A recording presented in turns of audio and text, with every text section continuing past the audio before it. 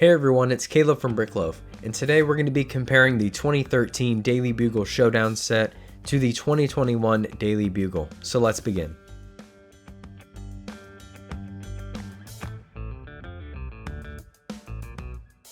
So we've got set number 76005, the Spider-Man Daily Bugle Showdown here. It was released on January 1st of 2013 and cost $49.99 here in the United States.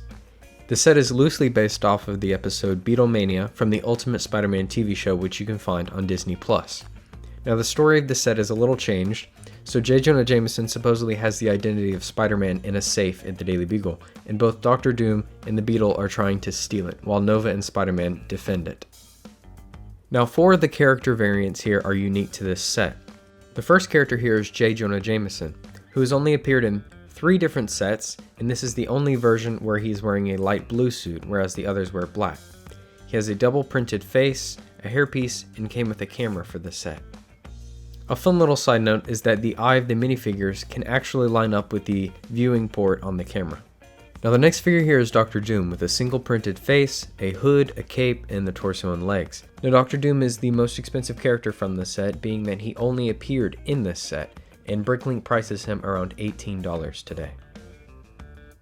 The next figure is Nova, who also only appeared in this set. He has a double-sided face with the helmet print similar to what they do with the Batman, and he has the red pieces on him to make him look like he is flying. And the last character that only appeared in this set is the Beetle. Now he's only got the torso, the head, and the legs, as well as wings that only appeared in this trans black color in this set, and the wings themselves only showed up in 5 other sets from 2013 to 2016. And then of course in a Spider-Man set you have to have Spider-Man, though there's not much to say about this one because he appeared in 14 sets from 2012 to 2019. My favorite thing about him though is this web here, which people can actually grasp onto on each of the ends and at each of those little intervals in between. I know that LEGO makes new web pieces, but I really love these old ones. Now for the actual builds. This is the Doom Jet, which has a cockpit with enough room for Dr. Doom to fit inside, though it does kind of bend his cape up, so we try not to keep him there if we can help it. There are 2 jet propellers on each side, which rotate 360 degrees, and 2 tail fins at the back of the jet. Flick fire missiles, 1 on each side, and rounded tiles on the bottom so that it can slide across the table or wherever you're playing with it. Attached to the bottom is a grabbing hand, which can be used to grab a minifigure. In this case, it is for J. Jonah Jameson. Dr. Doom is supposed to be capturing him. It is big enough for a figure, and it does hold on to them very well. And the rope is surprisingly long for the jet, so it has a lot of playability. Now at the top, there are 2 tiles which are supposed to have the Latverian emblem stickers on there. We do not have those at the moment, we lost them, but they would be on each side of the wing. And the side builds continue. There is a lamp post, which is fairly simple. It's just 3 pieces here. It also came with a dumpster build. Now you can open up the top and fit Nova inside. It is intended for Nova because he can fly. And if you get him in there, you can push the back of it and it launches him out. Now this is a cool playable feature, and it's nice because Spider-Man also has a moving mechanic later on. Now this is the Daily Bugle in full size. So moving from the top to the bottom, you can see we've got a DBC, Daily Bugle Communication sign, with a television screen or multiple of them of J. Jonah Jameson, and a The DBC sticker in front of the door. And out of the top there's a large antenna protruding. To the right side is a web, which is obviously Spider-Man's. And to the left are 2 escape ladders, and they all have doors reaching the escape area. As you can see, the transparent blue windows here do have sticker prints on them to make them look like they are paneled glass. The 2 doors here are the exception, and you can pull the wedge to open the doors. Now as you flip the set over, you can see that there is not a whole lot going on in the interior, and that is because a lot of the piece count was broken up between the Doom Jet and the dumpster, but you can see there are doors on the side and windows on the side. A lot of this build are the window and door frame pieces. The first floor is very plain. There's a build of a potted plant, and that's pretty much it. Now on the second floor there's a lot more. There's the board on the back where the identity of Spider-Man is being figured out. Right in front of it is a chair that spins, and to the left is supposedly the safe that hides Spider-Man's identity, which the Beetle and Dr. Doom are fighting for. You can also see a lot of the Technic pieces that are holding the set together and kind of filling up the space. Now, there's actually a feature here where you push this red knob and it knocks the window out so that Dr. Doom can use the grappling hook or whatever else to grab the safe out and steal it. Moving up to the third floor is J. Jonah Jameson's office with another spinning chair, a computer screen with a keyboard, a little lamp on the table, and the fire escape door. Now, this little top here has a little hatch which you can put a figure on. It's supposed to be the Beetle, and you pull it and it falls through. But the Beetle is very large, in fact all the figures are, and they hit their head on the knob in front of it. But it's a cool feature, supposed to be like the Beetle drops down and breaks into his office. Now the next feature had me stumped for a while. I couldn't exactly figure out what it was until I looked it up. And this little side here is meant for Spider-Man to stand on with his web attached, just so you can knock him over to make it look like he's swinging. So Nova launches into the sky from the dumpster and Spider-Man swings from the rooftop.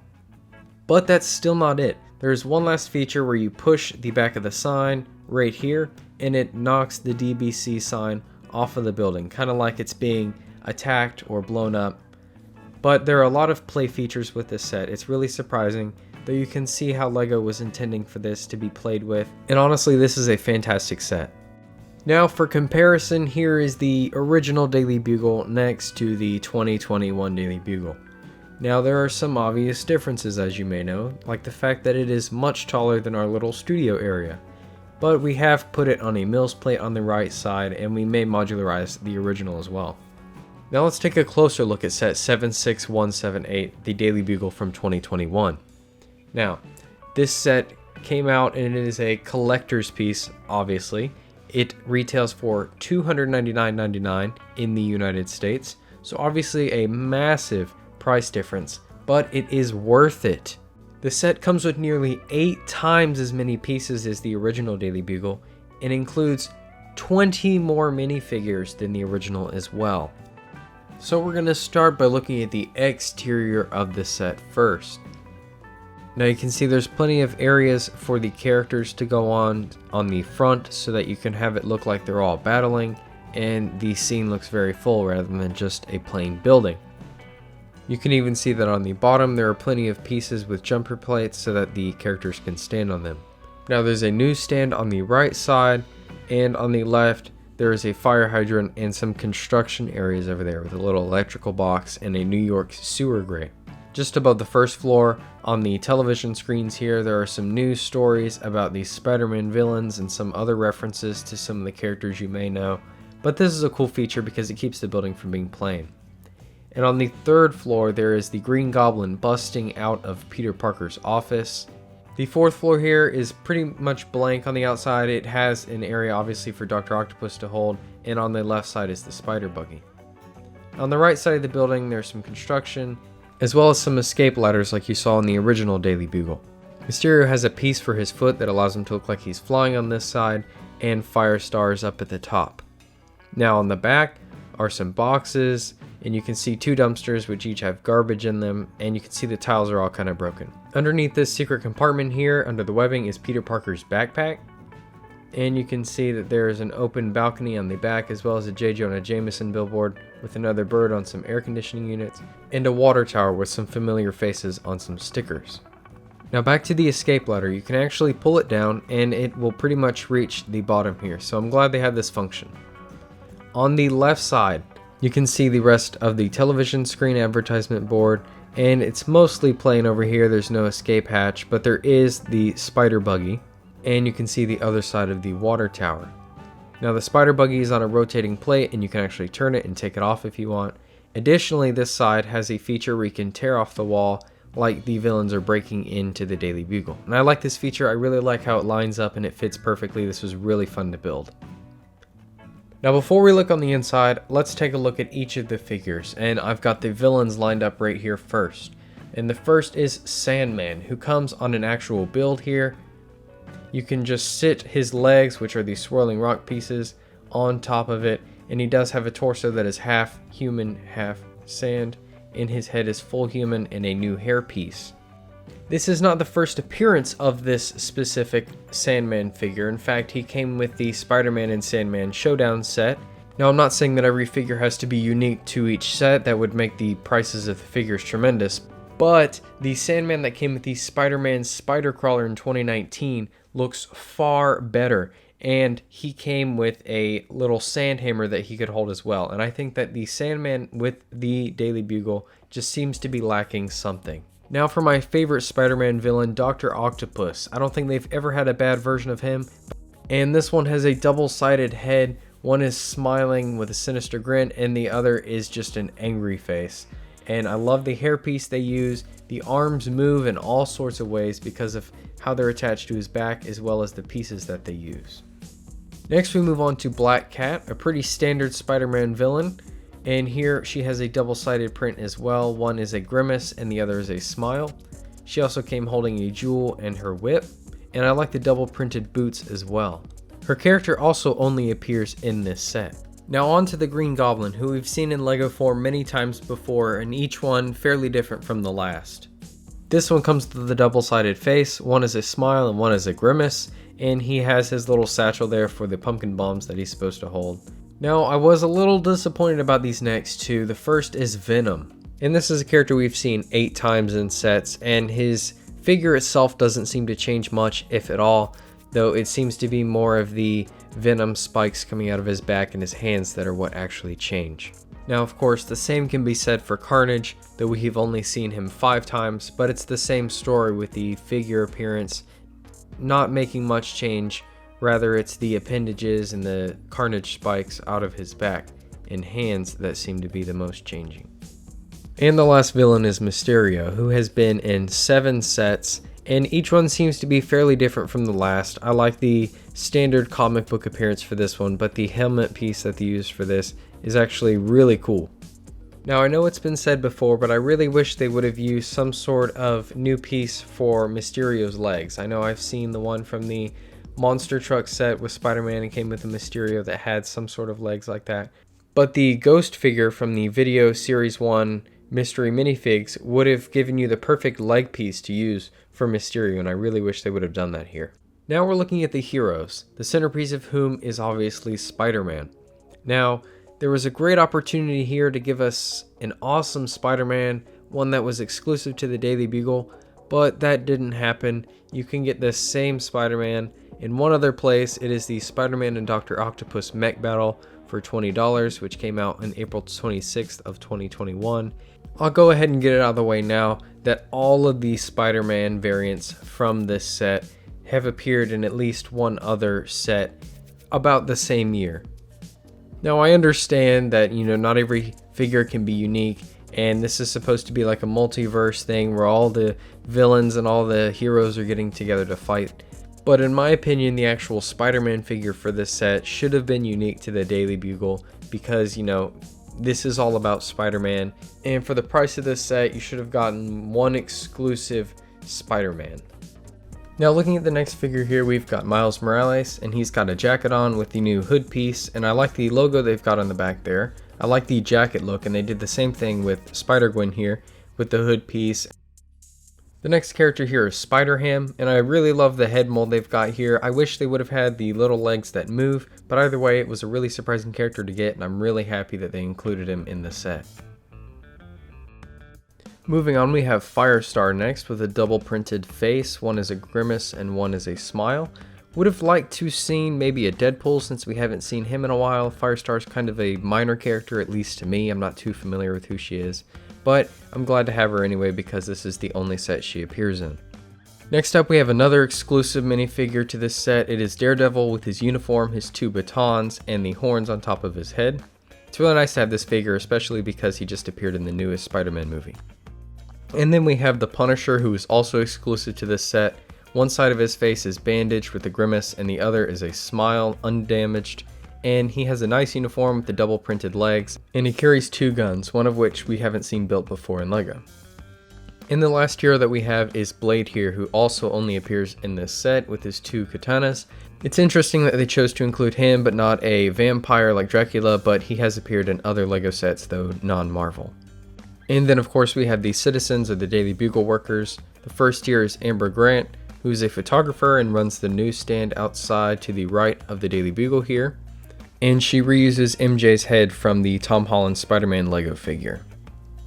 Next we have Betty Brant, which is J. Jonah Jameson's secretary, and she reuses Tina Goldstein's head and Ginny Weasley's torso, so 2 Harry Potter figures are being reused for her. But it was interesting to get her as well because there's a secretary compartment in the Daily Bugle. The next figure is Ron Barney. He's a reporter at the Daily Bugle and his torso is unique here. His head is double-sided, one with a smile and one is angry, and this head was just recently reused for the Fastos figure in the LEGO Eternals set. And next of course is J. Jonah Jameson, the owner of the Daily Bugle, who came holding a nice little pen, and he's got a double-sided head, one with a smile and one is a webbed mouth. And I like how they brought back the black vest for this figure like the original one, and we have seen it before on Alfred Pennyworth from Batman set. Next up we have Robbie Robertson, an editor for the Daily Bugle. He has a double-sided head with a smile and one with an angry face. This is actually old Lando's head from the minifigure, but the sweater on this character is unique to this set. Next up we have Gwen Stacy, who reuses Ray's double-sided face, one with an angry face, one with a smile. And the jacket on her is unique to this set as well as the character. Next up we have Peter Parker, and keeping up with the trend here, the torso is unique to this set, though we have seen this face with the scared face and the smiling face 10 other times in 10 other figures. And they did include a little satchel for him to hold as well. Next up we have Aunt May with a double-sided printed face. One is smiling and one is scared. This has been used for 3 Aunt May minifigures and the Trolley Witch from Harry Potter. And the vest she is wearing also appeared on Hermione Granger. But it's nice to see her because there haven't been too many Aunt May figures. Then we have Ben Urich, a reporter for the Daily Bugle. He's got a double-sided head, one is smiling and one is stoic. We have seen this torso and face before on a few characters, especially Harry Potter figures. And then we have Bernie the cab driver who drives the taxi that came with the Daily Bugle. He just has a single-sided head, and we have seen this head and torso before, especially in Jurassic World sets. But it's nice to see them because they were fairly rare. Now we're going to look at the Daily Bugle here floor by floor. So starting on the bottom, we've got a door you can slide open with a little piece that hangs there, the potted plants out front, the tiled ground. The little newsstand lifts up and you can see a little Kingpin reference there, a New York City reference. It's all hanging on the shelf behind.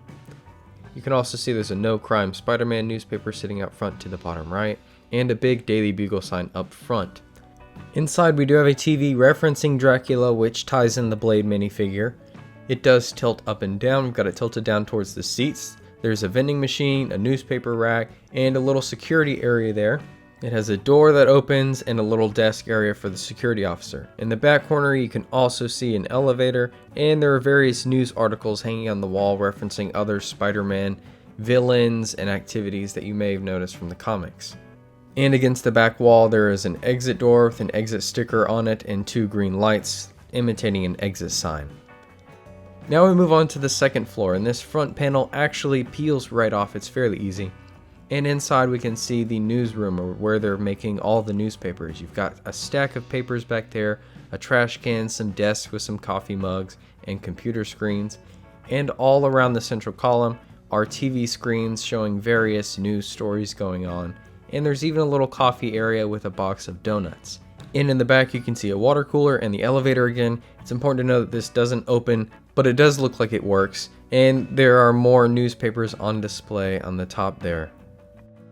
Now onto the third floor, you can see we have the Green Goblin's glider busting through. And I wish that they would have included an alternate build where you could have had the window solid, because you might not always want the glider busting through this floor or any floor. But I do like how all the glass angles out so it looks like it is blowing out of the wall. The wall doesn't come out, but you can see through the top. There's a photocopier with some pizza and a spider web, a camera, and the elevator again. There's also a spider on the wall because this is Peter Parker's office going to it, and there's some boxes, and then there's just a simple desk with some sticky notes on the wall, and you can see a little picture of a classic Spider-Man. I really love that detail. But the Green Goblin is bursting out of Spider-Man's office, or Peter Parker's office. And I do love how they have this feature of the villain interacting with the build. Moving on to the 4th floor here, we can peel the wall off and see the secretary's office to the right, leading to J. Jonah Jameson's on the left. Jameson has a stack of newspapers, a little computer screen, and some various things on a shelf like a geode and some statues. And the secretary has a TV showing the news station that shows outside, and her own desk and computer leading to the elevator as well.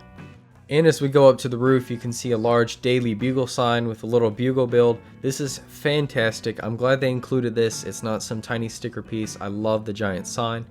You've got a radio tower here with a little angled piece for Firestar to stand on to make it look like she is flying. And back here you can see the radio tower has a little printed angled piece there and a water tower. And the water tower has stickers on it with the Green Goblin and Miles Morales' logo on it. And then you have the spider buggy on the side, which again turns and comes off, and it can roll around as well. And then finally we have Bernie's cab. Now this taxi does have plenty of features. It rolls, the top comes off really easy. I love how this works. And on the inside you can see there's enough room for Bernie and a figure to sit right behind him. And the trunk here, it doesn't open, but it does have a nice sticker and design. And on the bottom it uses a flintlock piece from, the Pirate series. It is dark silver and it is angled off of the bottom to look like an exhaust, and I really love this feature. They put a lot of detail into this tiny build, and it's really great to put on the streets of our town. Both of these sets are very fantastic. For what you pay for, you're getting great builds and great minifigures. Now, the fact that they made this new Daily Bugle modular leads me to wonder if we can expect to see any DC or any other themed modulars in the future, and hopefully some ideas modulars, because there are a lot of great ideas out there that people have been submitting, and I would love to expand the number of modulars we're getting per year. If you are interested in looking at the Daily Bugle Showdown or buying it, the price has risen up to about the $80 to $90 price range, depending on whether you want it new or used. It's not too bad. It's what you would expect for a set that comes with 4 unique minifigures. But if you have a city like us, it has the potential to be turned into something, maybe a small modular or something that you could use. As always, thanks for watching this video. If you liked it, please leave a like and subscribe if you want to see more, and comment down below to let me know what you think of these 2 sets.